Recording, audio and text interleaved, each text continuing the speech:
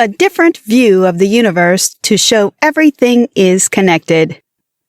The beginning of the universe is a contested subject. However, scientists and researchers all agree that the universe began 13 billion years ago, which was at the time of the Big Bang. Of course, the universe is vast, and we still don't know its entire dimensions. However, it is thought to have a diameter of 10 billion light years. Every so often, researchers and scientists find a new galaxy, adding to the overall size of the universe. But what is the universe? It is generally used as a term used to describe all existing space and matter combined as one single whole. However, considering that we don't know its full dimensions, there may be more surprises to come in the future. If the universe is thought to be the sum of everything, Ken Wilber sees things differently. The reason? Ken Wilber doesn't believe in wholes. He's a firm believer that everything is connected and nothing is a single whole standing alone. Instead, everything is part of something else. For instance, take the atom and the molecule. You would assume them to be two single entities, yet when you delve in a little deeper, you'll see that one atom connects with another and begins to form a molecule. That's a firm connection between the two. One cannot exist without the other. Nothing is a single whole. Everything is part of something else, creating a never-ending cycle of evolution. Ken Wilber believes that our reality is made up of a series of what he calls holons. A holon is something that seems independent as its own entity, but it's actually part of another so-called whole. Everything is connected even when you can't see it. Throughout A Brief History of Everything, Ken Wilber talks about the holon theory and how it often falls short in some areas of discussion. For instance, is the universe an actual whole, or is it a holon with something much bigger yet to be discovered? Within this summary, you'll find many other questions to tease your mind and make you amazed at the evolution our world achieves every single day. Chapter 2. Gender roles still exist despite good progress towards equality. The subject of gender is a complex one. Even in this forward-thinking age, there are still gender roles in place. The man is meant to be the powerful one, the one in charge. The woman is meant to be the motherly, sensitive one. However, we see more and more men embracing their sensitive sides, and more women taking charge of businesses. Within that, we have those who do not identify with a gender.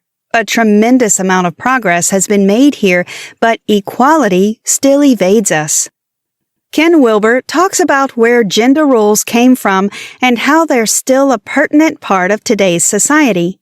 So-called gender wars began with women who refused to be defined by the stereotypical female label.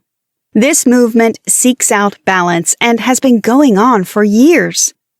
The traditional roles of men and women have changed over the years. However, true balance is yet to be achieved. When you look back throughout history to the earliest settlements, you'll see that both men and women played a part. Men were often seen as the hunters, going out to find food and cultivate the land. Women cooked the food and provided sustenance for the family.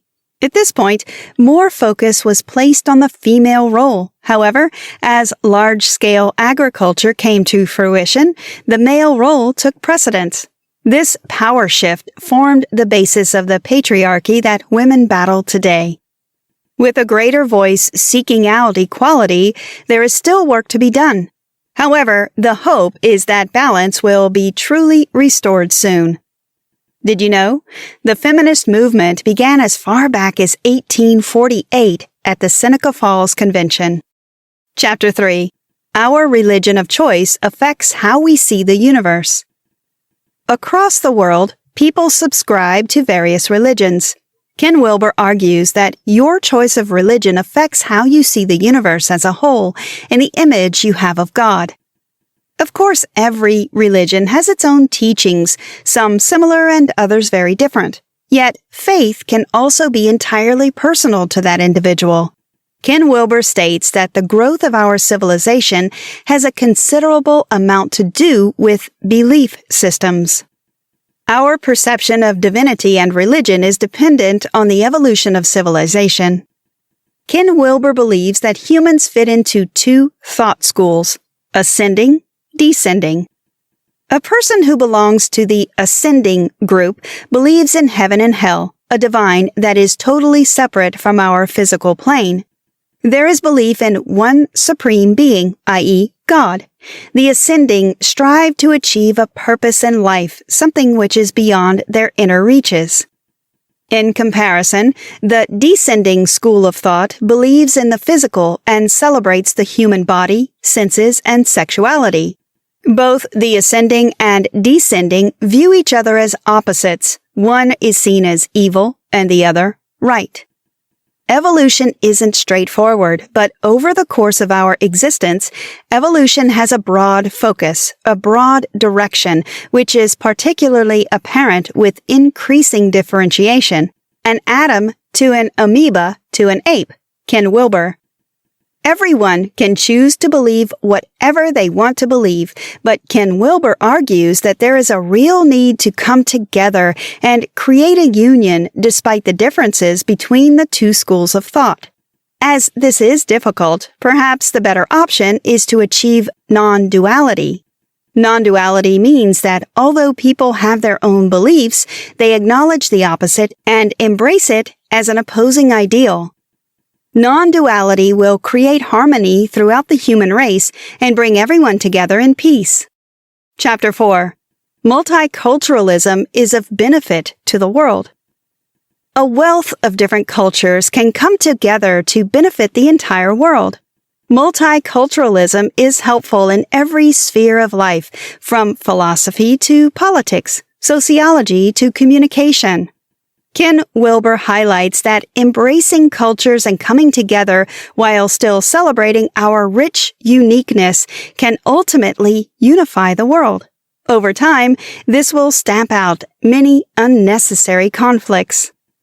Multiculturalism means two or more different cultures living together in harmony. Ken Wilber talked earlier about non-duality in religion, i.e., embracing your own beliefs but fully accepting those of others.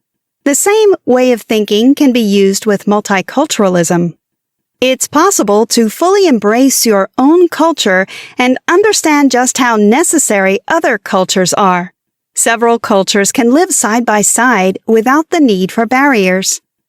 No culture in the world is worth more than another. They are all equal, yet some are seen as lacking. It's essential to recognize the rich tapestry of every culture and how they're all relevant and equal in worth. This view is essential for the continued evolution of our planet and our society. By creating barriers between cultures, we're living in fear. We don't truly understand other cultures, so we see them as something to be cautious of. The truth is that there is nothing to be cautious of and plenty to learn from. Cultures are developed throughout centuries and passed down through generations. We assume that our way is the right way, but how can we be sure? However, Ken Wilber points out that humans are very good at discriminating and assuming one thing is better. All of this comes down to cultural ignorance. If everyone chose a path of togetherness, the world would see less conflict, less crime, less racism, and less general discrimination. Chapter 5. When we look after nature, nature looks after us. Climate change is a vast subject. For many years, humans have been abusing the planet we live on, destroying landscapes and wildlife. If we're going to try and live in harmony with different religions and cultures, we should also do our best to live in harmony with Mother Nature. We often become preoccupied with advancing technology and trying to get on with those around us, but we forget to think about the environment. Ken Wilber wants to push home the message that we need to do our best to look after the planet and help it heal from the damage done so far. We spend so much time attempting to fix human relations, but have no consideration for the earth we inhabit. Environmentalism is an idea that Ken Wilber seeks to introduce to readers. It is increasingly important to care for the health of the earth in general. It is also true that our own physical health depends heavily upon the environment. By loading the air with toxins, we're also allowing those same toxins to clog up our lungs, wreak havoc on our bodies, and cause enormous damage to wildlife, flora, fauna, and carefully balanced ecological systems. So to correct all of this, we need to focus on environmentalism. With environmentalism, we ensure that the world we live in is in perfect health. Environmentalism advocates the preservation, restoration, and improvement of the natural environment. It also supports critical Earth system elements or processes, such as the climate. If we want to better ourselves and live in a much improved society, we need to focus on the planet we live on, too. To turn back the clock on the damage already done will take years, but every small step in the right direction brings benefits. Start recycling, look to lower your carbon emissions, and become more environmentally friendly in every element of your life. If we do all these things, the benefits will be far-reaching. It is beyond nature mysticism, beyond deity mysticism, and beyond formless mysticism. It is the reality or the suchness of each, and thus integrates each in its embrace. Ken Wilber. Chapter 6.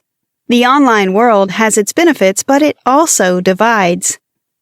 For humans to live in a happier and more unified life, we need to all have an accepting view when it comes to our differences. There will always be different opinions, different political views, different religions, and different cultures. Still, when we unify to accept and allow diversity to shine, the world becomes better for it. The Internet has brought us many benefits, but it has also given an outlet for hate, division, and negativity. When misused, the Internet divides. That's quite an ironic thought when you consider that the online realm is supposed to make the world a smaller place and bring people together.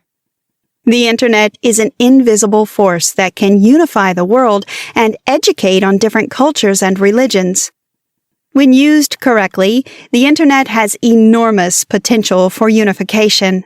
It allows us to connect with more people than we can ever meet in a lifetime, some of whom live thousands of miles away. The ability to communicate with others helps us form real emotional bonds, while also giving people the opportunity to work from home and have a better home and work-life balance. Of course, the Internet has potential for learning, too. However, even as the Internet opens the door for us to encounter more cultures and experiences, we have mainly used it as a tool for discrimination and hate. The access to a plethora of opinions and viewpoints has only made ours hardened and unchanging. That simply forces the view that any concept that embraces only one side of the spectrum cannot represent the wholesome idea of a better world. The Internet is a powerful force for good when used in the right way. Cyberbullying and other discriminatory tactics have been made easier to indulge in. Conclusion.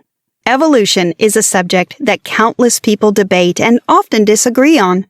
Your religious views, stance on multiculturalism, and how you view those around you affect how you see the world you live in and the more expansive universe. Ken Wilber speaks at length about the fact that everything is connected. No whole stands alone, and everything links in to the next thing, like an invisible string pulling everything together in synchronicity. You can look at the world around you and see separate entities doing their own thing, but you see that everything weaves together when you examine closer. How you teach your child to see the world affects what they do when they get older. What you believe affects how you interact with those around you. How you treat the environment affects its ability to provide a sustainable living environment for generations to come. Perhaps we all need to be a lot more careful with our decisions and actions to ensure that the continued evolution of the human race is a positive development and not a wholly negative one. For too many years, divisions have appeared due to religious choice, gender, sexuality, race, and cultural views. It's far better to adopt Ken Wilber's theory that we're all connected. Then you don't see people around you as different from you. You see them as valid and worthy in their own right. Surely, that's a better way to live. It's easy to overcomplicate everything, especially in a complicated world. However, when you break life down into the basics, you see that it really comes down to how we treat one another, how we treat the planet we call home, and how we interact and build on the bonds we already have. Society will continue to evolve negatively if we don't understand the need for positive change and take action now. Try this. Do you recycle your plastic and household waste?